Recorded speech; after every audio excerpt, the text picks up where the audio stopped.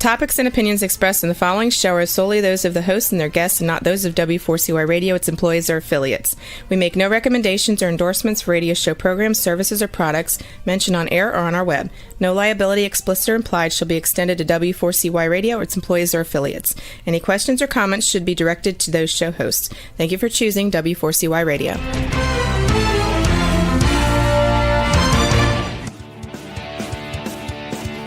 Welcome to A Face for Radio. I'm Richard Marks. And I'm Phil Hirsch.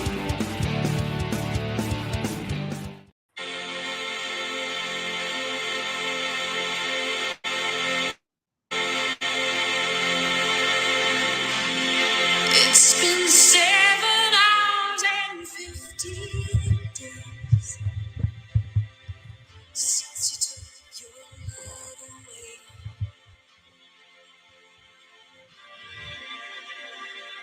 I go out every night and sleep all day since you took your love away.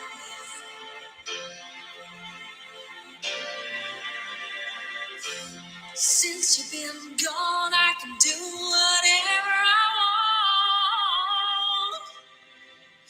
I can see whomever I choose.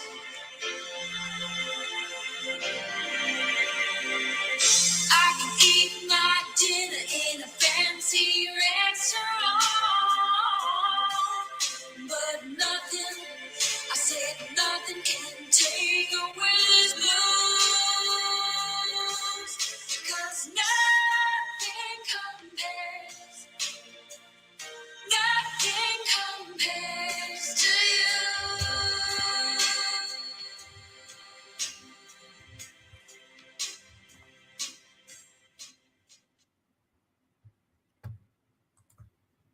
Wow. Hi, everybody. Hi. How's it going? Good evening. Good evening. It's A Face for Radio. I'm Richard Marks. I'm Phil Hirsch, right here in the flesh. And boy, I'll tell you, it's been tough. You know, Technology, huh? Sinead, I know, right? And towels. Sinead O'Connor, boy, I'll tell you, she had quite the voice. And Pee Wee Herman also passed, unfortunately. For those that did not hear, Paul Rubens, the actor and writer and producer. Wow. So I remember that movie. Next week. You know, Pee Wee Herman. Yeah, next week. We'll Exactly. do something. We'll do something for Pee Wee next week. Yeah, one death at a time, as they say. That's right. So as we're all aware, it seems like every day some iconic person is passing away, and not making any judgments or assertions of why they are. Just that this particular one did, and I wanted to just first of all pay a little tribute to her. Firstly, that song was like that was a generational song. Yeah, who doesn't forget hearing that and just hearing it on the radio and the emotion and the video, you know, on MTV or VH1, wherever it was mostly played. It was a very striking video, and it's very sad. I think she died at 56, which is too young to go. Very young. And so tied into the idea that, wow, it seems like every other day someone fairly famous, dear to most or many are dying. Ironically, that song that defined her career was written by Prince. That was actually one of Prince's songs. And I remember hearing Prince do it a few times, and it's just as emotional and poignant but we all know what happened with Prince. He also died way too young. Yeah. And he died at the time of something that was just becoming, I guess, in our consciousness as a problem, as a scourge, go that far to say, of fentanyl. Because, I mean, who would ever heard of fentanyl until we heard that he was on a plane and apparently he OD'd on it and they had to make an emergency landing somewhere, I think in the Midwest, somewhere in Iowa or something. I just, the details are sketchy to me, but I remember. So you tie those things together and it's sort of like doubly tragic. You think about it, you know? Oh, we actually got a text message Drugs, Depression, and Prince wrote her hit from Salvatore. Gracias, señor. Sebargandillo. Much appreciated for your input. I thank you for your comments. So that brings us to the topic of our show tonight. And the topic of the show is basically called the quickening. And the quickening, it's kind of an interesting word. First time I heard the word was from a gentleman named Art Bell.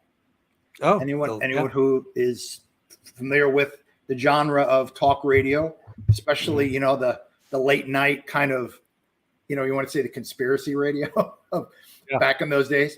Well, Art was a big believer in this thing. It was sort of like a palpable feeling that things were happening at such a pace that, in your lives, just so many just bizarre occurrences and cross currents and interrelationships and dare say, conspiracy theories were so, I guess, out there that they could only really be expressed at 3:00 in the morning from Pahrump, Nevada, in the high country. I was one of those people listening many a night. I just found it really stimulating radio. So many things were being discussed that you just would never come across in any kind of, not even so much mainstream media, but even if you wouldn't really know where to find stuff. So all these like really bizarre concepts, like Linda Moulton Howe. I'm sure you've heard of her. She's one of those UFOologists. Yeah. And, she was the first person I ever heard explain MK Ultra. And that it was something that came out of the Third Reich that was actually incorporated into our own intelligence services. And they had, the church hearings about the CIA in the 70s, and they were ordered, of course, to stop operating MK Ultra. And of course, the CIA, being the patriotic, dutiful public servants that they are, stopped at that minute. It was over. Done. Wow. With a few Sieg Heils in there too. Wow. Yes. Still going on to this day, I'm sure. Yeah, no doubt about that. Yeah. It's just called MK Ultra Light. Well, yeah, exactly. Like a beer almost. Well, yeah, like Michelob Ultra Light. Yeah. So we're doing a show tonight called The Quickening. So we're just going to bring some things to the fore here. Some kind of like, we're going to, like, I guess you might call them bullet points. Why don't you put them up there, Rebel? There we go.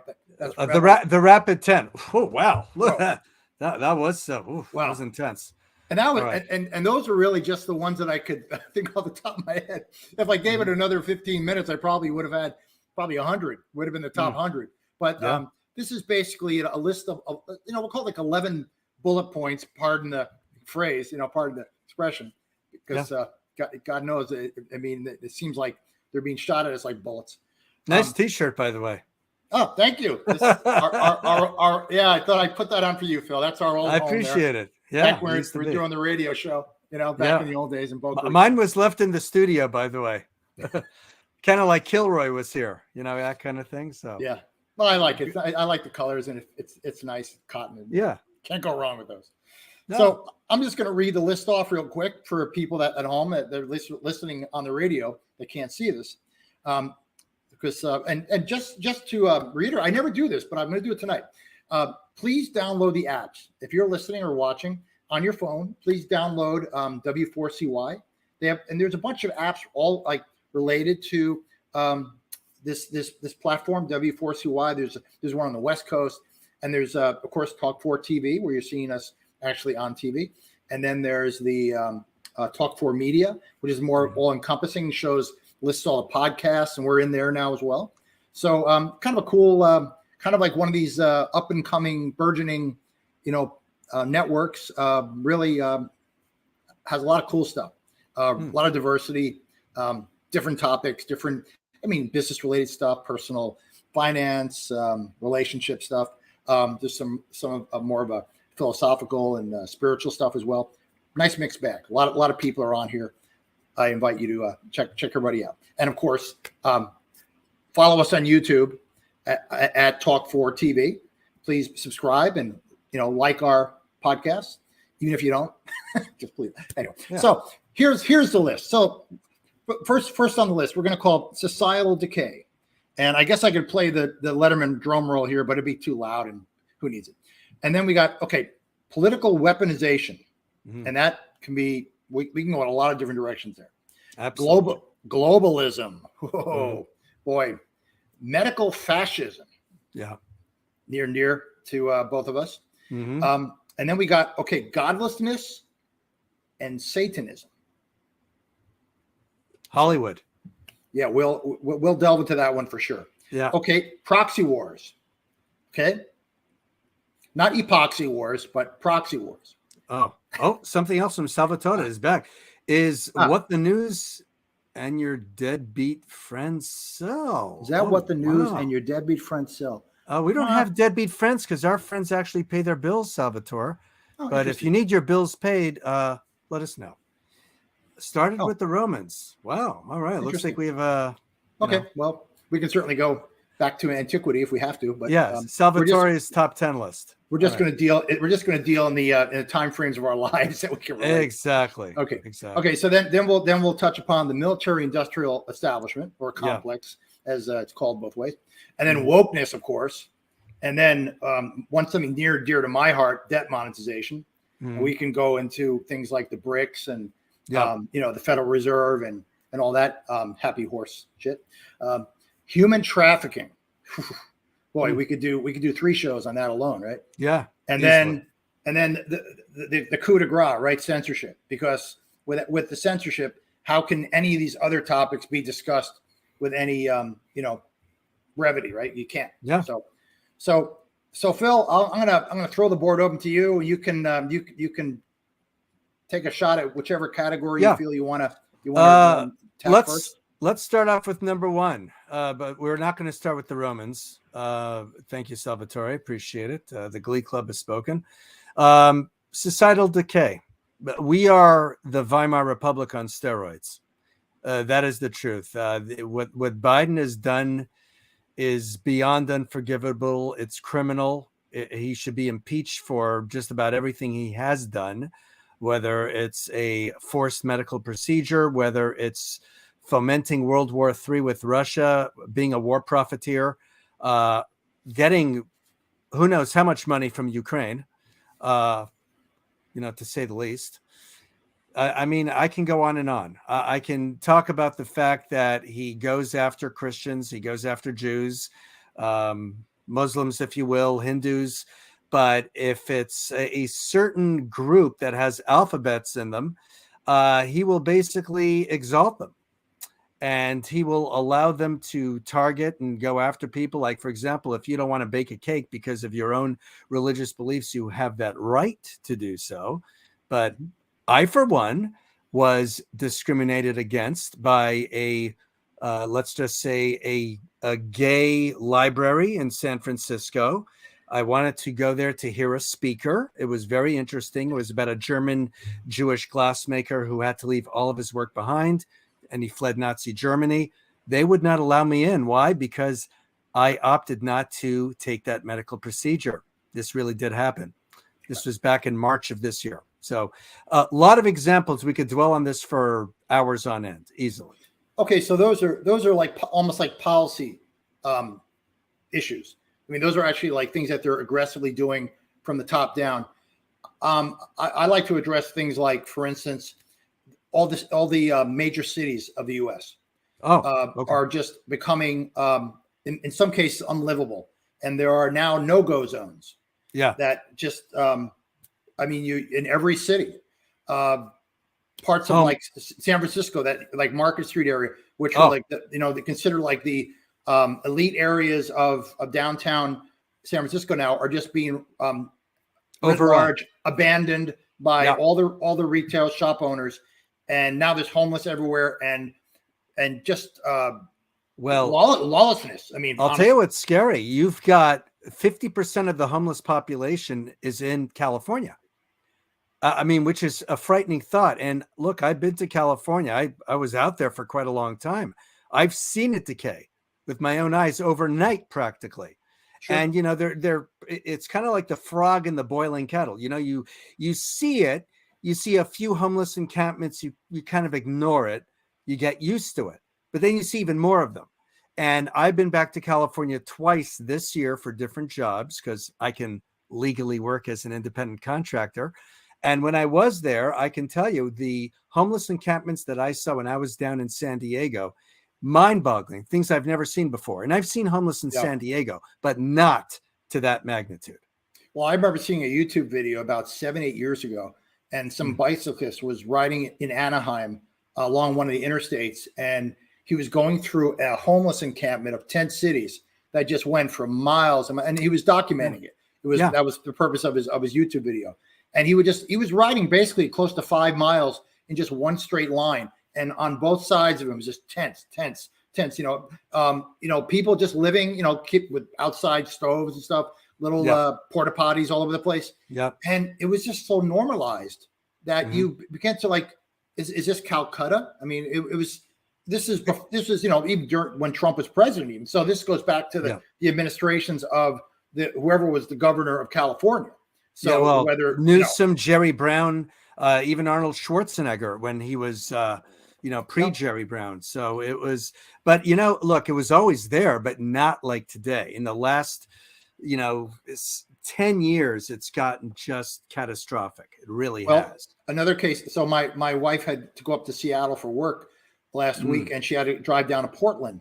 And she'd been to Portland a couple of times in her life. She'd been in Seattle quite a bit. And Seattle, she says, seems reasonably unaffected, except for that one zone, the area that was, they called it was like it had an acronym, but it was like maybe the SPAC or something. It was like the police free zone, whatever it was. Yeah. But she had to go to Portland, and she remembered being Portland, this beautiful city. I guess they call it the Rose City or something like that. Used to be there too. She was staying at the Embassy Suites, and she had to walk 3 blocks to her client.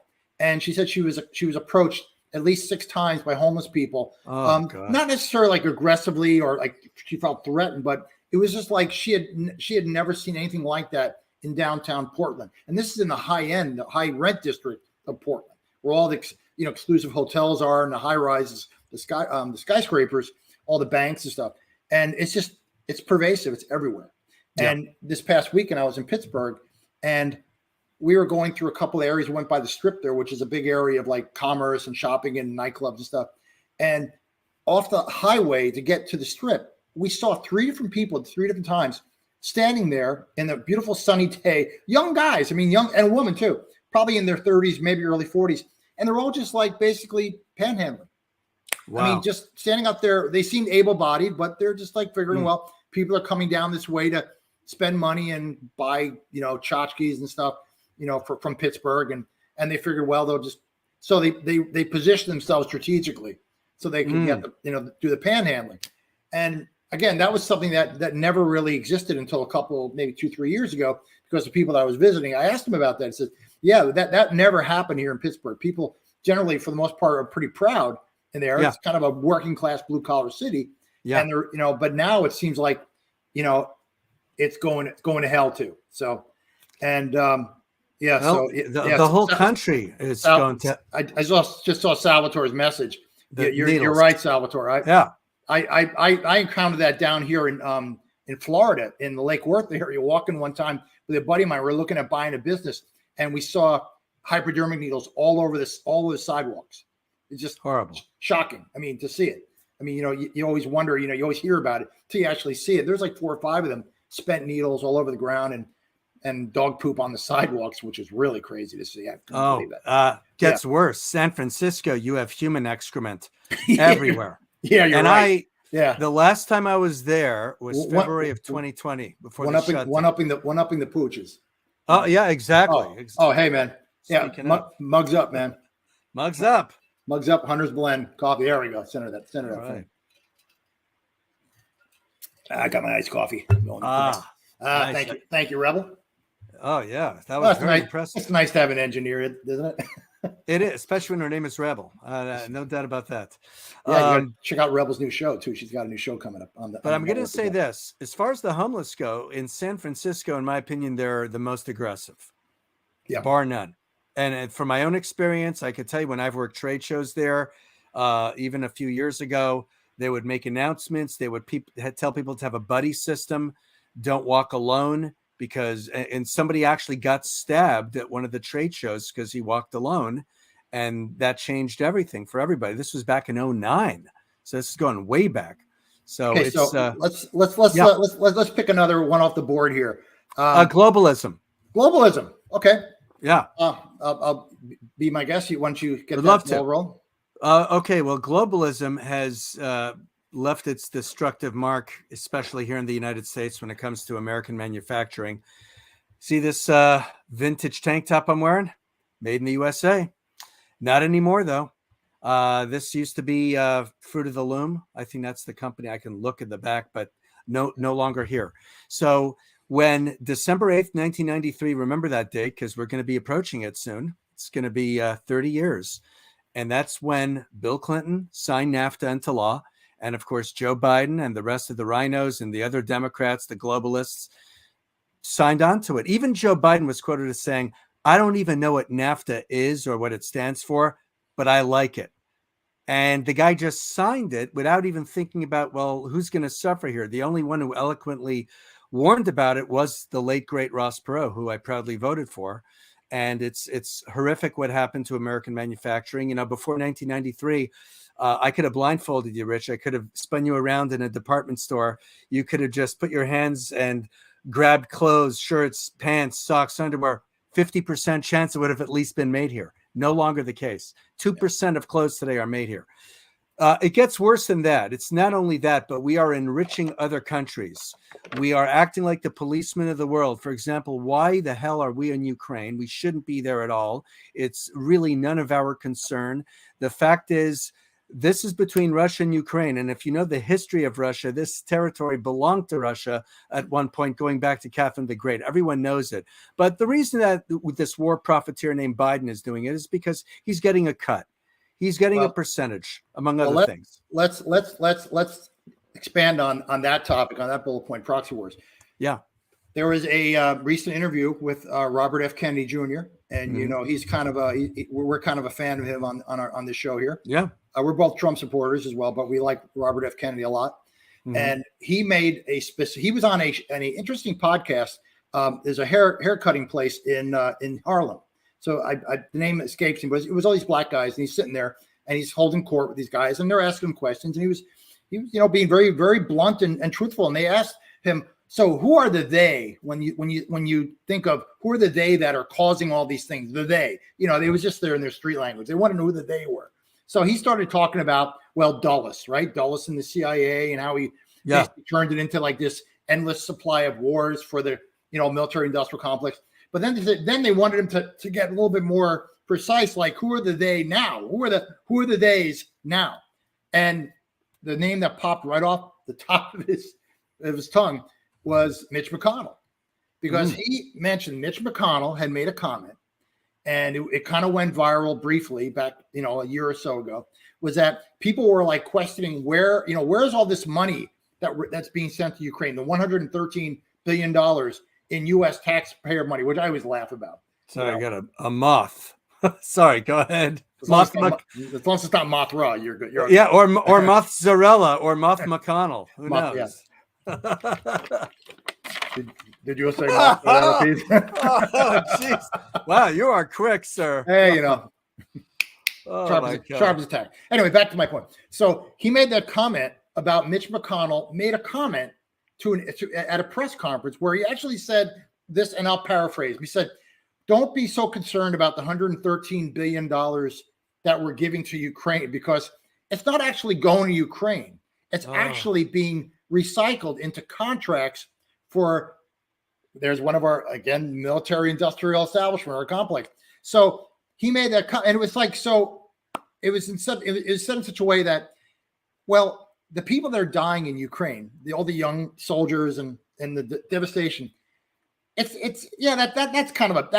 tragedy. But here's the bright side. All that money that we're spending to have these people unfortunately killed is being recycled into Lockheed Martin, Raytheon, General Dynamics, you know, name your, you know, and all the subcontractors and on and on and on. So that happened, I guess, like middle of last week, that Robert F. Kennedy made this statement. And that video, I think, had close to 250,000 views. So what happened the very next day? I don't have a video. I'm just going to say that was when Mitch McConnell basically had his stroke when he was standing there. And I think he just had this weird moment that he realized somebody probably showed him on a phone. Did you see what RFK just said about you? Yeah. You've just been called out. You just basically have said, it doesn't matter that we're decimating a country and they're getting leveled and the people are getting slaughtered. It's good for business. So, we're cool. Yeah. And you know the way McConnell is. He's so, I wouldn't mind. Could I? He's so, please do. Please. First of all, it's good for business. Well, I've spoken to Chuck Schumer, and if we have an opportunity to recycle this money, because I'm all about recycling, especially dollars that go to Lockheed Martin and elsewhere, so we can fund the next war. I think that's a good thing. Oh, hi, God, here's my freeze face. But it's not right for you to be doing that because you're killing all the young people of Ukraine. Their soldiers are dying, and it's not right that we profit off the needless deaths of all these people in Ukraine. And on another topic, I've got a bone to pick with Joe Biden. So as people may know, I many months ago applied for Secret Service coverage for. I'm now officially a presidential candidate, as you know, and I'm doing fairly well in the polls.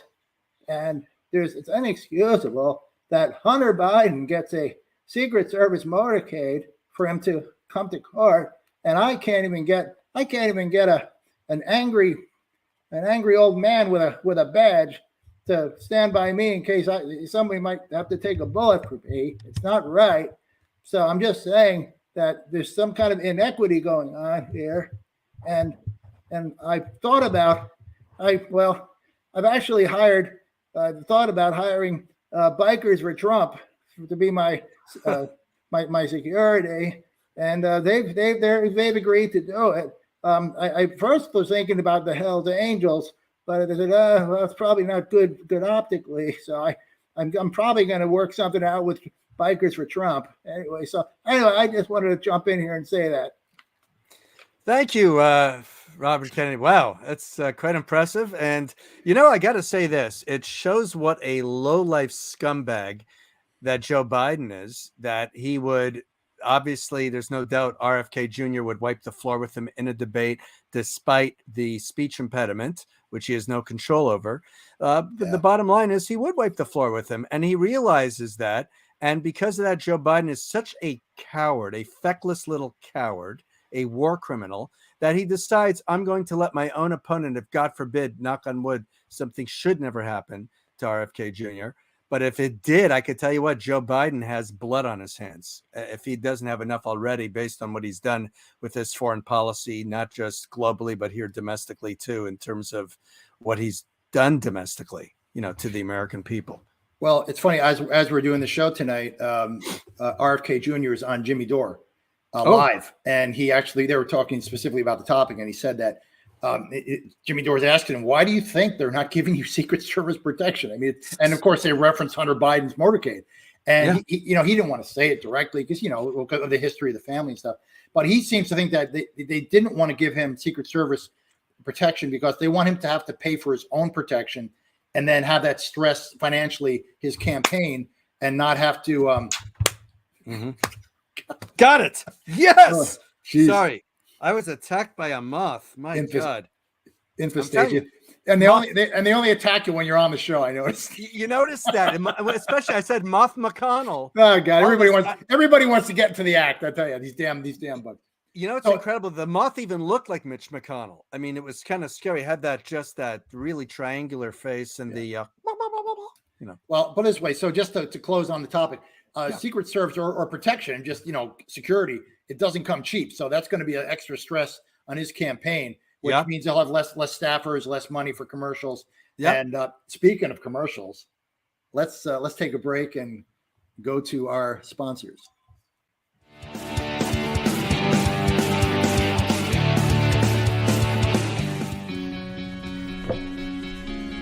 Looks like you've been sleeping well. Megan, he's back. The My Pillow guy. And you're looking good. Still feeling good. Well, just when you thought it couldn't get any better, we've got the best pillow ever, My Pillow 2.0.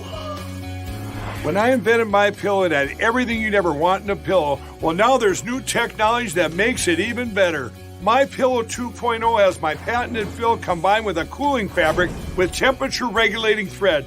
My Pillow 2.0 is truly the next generation of My Pillow. The best sleep just got even better. Whether you have a MyPillow or not, you need to get the brand new MyPillow 2.0. Call or go to MyPillow.com now. Use your promo code, and for a limited time when you buy one, you'll get a second one absolutely free. You're sleeping even better. And cooler, too. And you're looking good. Feeling good. I knew you would. Visit mypillow.com. Hunter's Blend Coffee, premium coffee for freedom-loving Americans. Many coffee importers view the world very differently than you do and would support lobbyists that fight against the Second Amendment, hunting, and our God-given freedoms. No matter where you buy your coffee or who roasts it, someone had to import the green coffee beans. Well, we are the coffee buyer, importer, and roaster. So from the farmer to your mug, you can feel confident that your morning coffee has been safely in the hands of patriots. Hunter's Blend Coffee.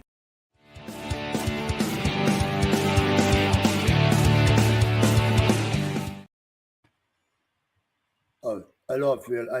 I'm back. I just wanted to express my condolences to the families of Sinead O'Connor because I'm a very big fan of hers, and back in the day when I was a younger man, I loved her music very much.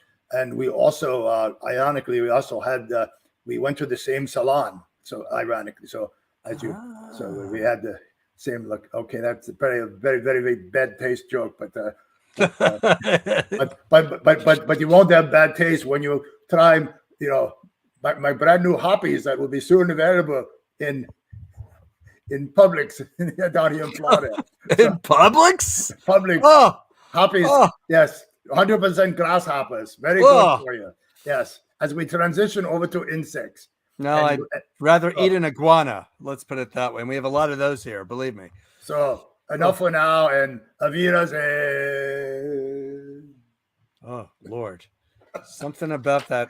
Okay, that's the last time for Klaus today, I promise. Yeah, cue up the Halloween theme every time I see his face. I swear he's getting way too much publicity. Yeah, he's like the Michael Myers of EMF. I'm trying to spread the word, Yeah.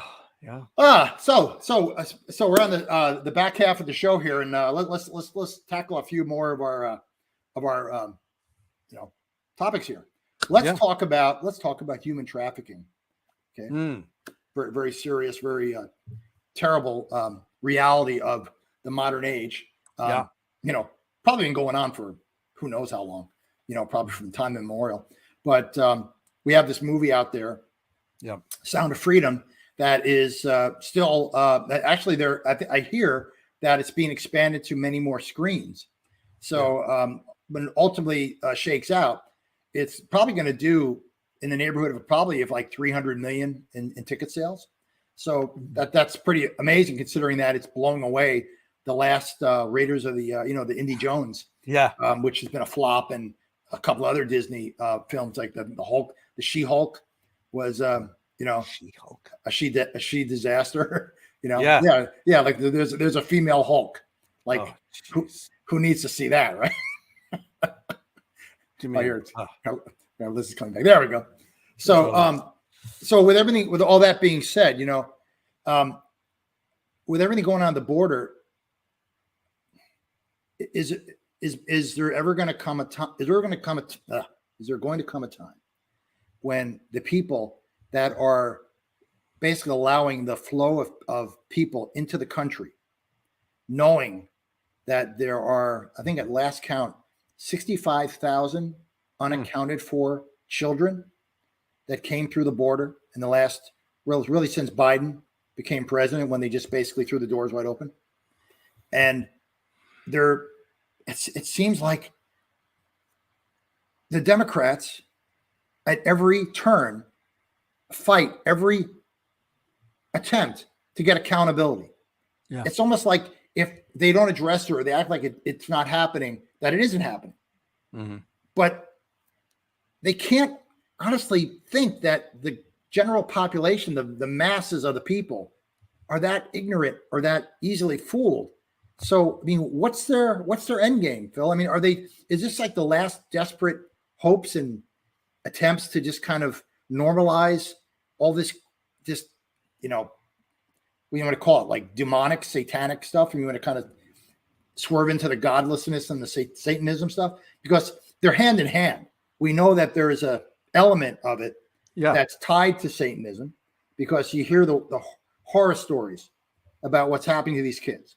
Yeah. And how many of them end up and why they're actually abducted in the first place, from all ages, from the youngest of the youngest to teenagers. And, you know, and it's funny. I saw somebody on Fox the other day, and it was weird the way they felt the need to express their couch in that these people are being trafficked to be laborers, meaning like picking, you know, cucumbers in a field or something, or harvesting, you know, the crops that, you know, regular Americans won't do, or working in a factory. So it kind of like gives you this like, well, you know, okay, it's sort of like a ends justify the means thing, but it doesn't ever go into the realm of, you know, the dark stuff, you know, the sex exploitation, where these kids are ending up. And, you know, if you dig deep enough, you want to find it, you can go on certain websites. I'm not talking about the what they call the dark web or something. I'm not talking about that stuff. I'm talking about regular websites that show some stuff that's on the risque side that, let's face it, isn't being censored by YouTube or, you know, maybe some of the other more high profile sites. These are kind of the ones where you get to see like videos of what's on the Hunter Biden diary laptop. And Haley Biden diary. I should say, boy, it's kind of it's easy to make the mistake. There's so two many in the same, yeah. My God, you have graphic images and of course graphic references and writings and messages, text messages, emails. Oh God, makes you ill. Yeah, really so does. It's you're at a point here where, you know, when I talk about the societal decay in the first topic, that's almost like a blanket statement of everything else that's down, you know, that we list as we, you know, go down the list here. But everything that, you know, you think about just the stuff that, you know, morality is just being trampled upon, and all this other stuff, the wokeness is being normalized. Yeah. And in terms of the mass media, and if you're not watching that stuff, if you're tuning out like more and more people are daily, they're reaching a smaller and smaller audience, and they have to know that. But then they don't care. They don't care because I believe they're being subsidized by money that's flowing through dark money channels. Yeah, it's flowing through channels that they're just serving a purpose. There's no monetary or profit motive anymore. Now it's pure on agenda driven, and whatever they're putting out there is this crazy, you know, whether it's the child sex change thing where they're doing stuff, they're passing legislation, and there are states that are putting in laws saying you can't do it to a certain age, and then federal judges, you know, enjoin them to stop them from doing something that like 99% of the population would think would be the right thing to do. A judge comes in and says, no, they stopped it. They stop it somehow. You know, it's. Well, think about this. There are Democratic governors like Newsom in California. I know that's not really his name. It's Newsom, but we call him Newsom because he's earned that title. This is someone that, imagine this, if God forbid someone has a child that's sexually confused and they don't know whether they're a boy or a girl for whatever reason. Okay, it happens. But if that child leaves home, goes to California, California has an edict in place where that child becomes property of the state, that child is no longer, you know, a son or daughter of those parents who, you know, are waiting for their child to return home. I mean, that's how evil this is. And they're saying, we don't care if the boy is 5 or 6, we're going to turn him, quote unquote, into a female or a girl, which you can't do. Well, this has been probably, I don't know what chapter it was, but if you look at like the rules for radicals, the Saul-Alinsky, one of the plans of that whole scheme was to basically make kids proper wards of the state, where they're no longer parents lose their rights, or their rights are so greatly diminished, and they allow like public schools to basically become the arbiters of how a kid will identify and how to raise them. Right. And they can indoctrinate them, because you get them all day long.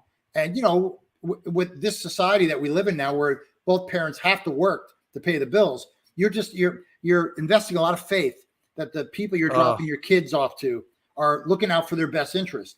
And then when you see who's on these school boards, and then when you see them, when the parents come to try to call these people out and get them removed, then the FBI come in. Garland's Gestapo. I mean, they're going after parents who simply say, wait a minute, you can't teach my 5-year-old this. Are you crazy? There's your political weaponization. They're using the long arm and strong arm of government to basically crush your constitutional rights. And not even just like, it's not even constitutional. It's just like, it's parental rights. It goes back to the, to the cradle of civilization. Your kids are your most precious, commodity, cliches about them. Kids are the future, blah, blah, it's important thing in the future. I mean, it's true, but they're acting like, they've consolidated enough power that they can do stuff in such a way that parents individually feel powerless.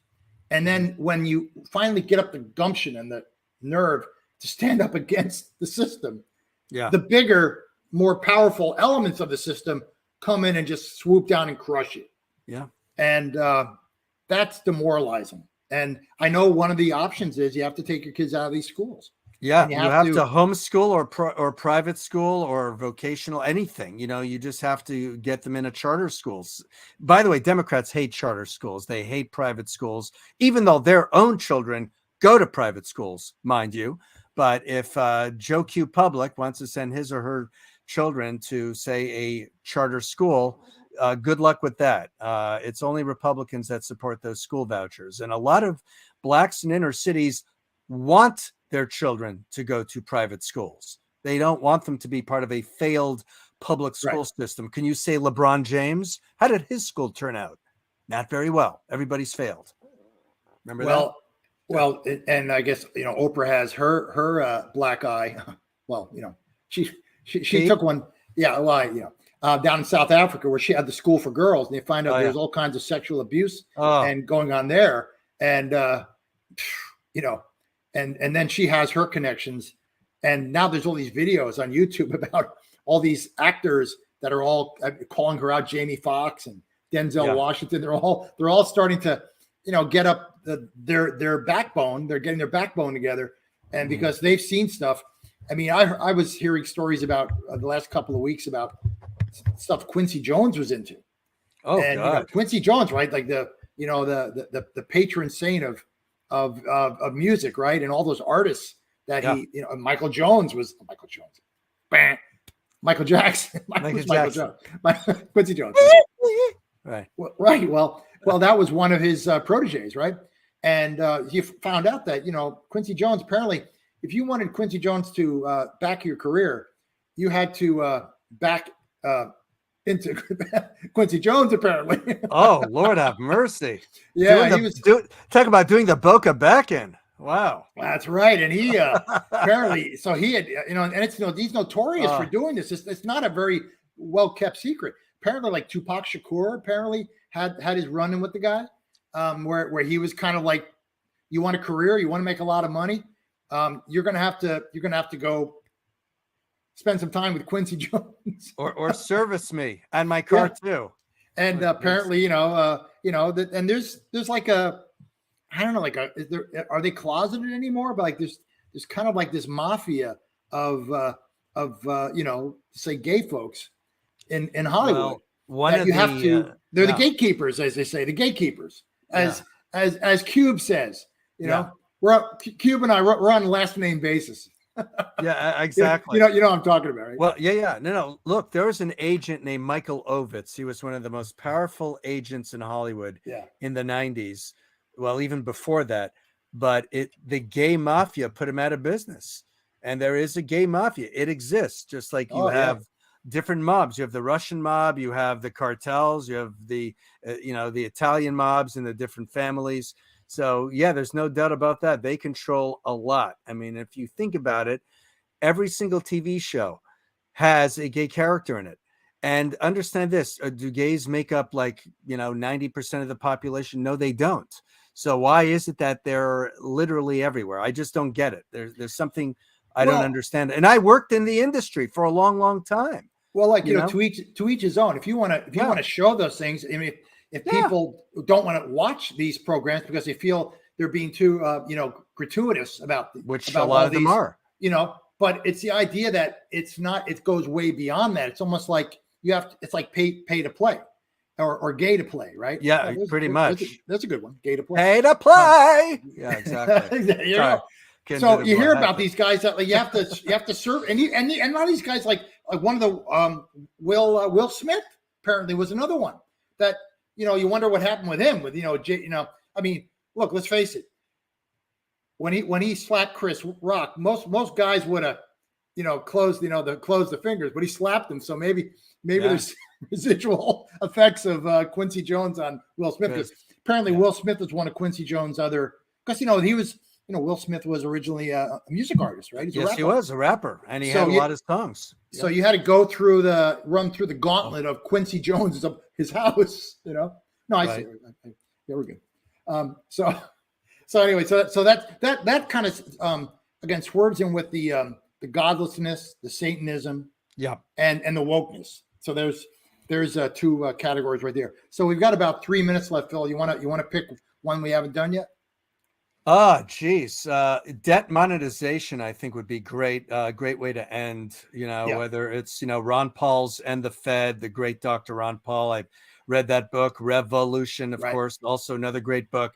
So especially if you want to know about how the Fed works and why our founding fathers were so morally opposed to printing money like that, there's a reason for it, because our money today is basically worthless. It's lost 97% of its value since 1913. Need I say more?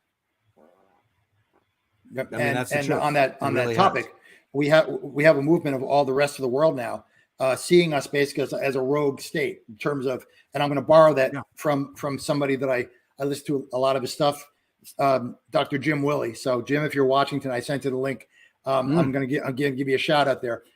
Jim does amazing work on the whole debt monetization, and he has some theories about how trade will be conducted once the BRICS consolidate and start to come up with their own vehicles, trade units to combat the reserve currency or the treasury bills, or the treachery bills, as I like to call them. Treachery, that's what they really are, because they're tied to those 11 aircraft carriers that make sure you use the reserve currency. That's really, if you're honest, if you really have your eyes open to the way the world works, that's how it works. We the dollar is used to be supported by the petrodollar, and it's no longer. That has been canceled. It's now been rejected, and they're doing their thing over there in the Gulf with Saudi and UAE, and I'll just one. They're doing their thing without the dollar needed anymore. So countries can now do trade settlement in what will likely be a new currency or a new mechanism that the BRICS will impose, whether it'll be commodity backed or gold backed specifically. But it's going to be a new era. And we're basically being knocked off the perch.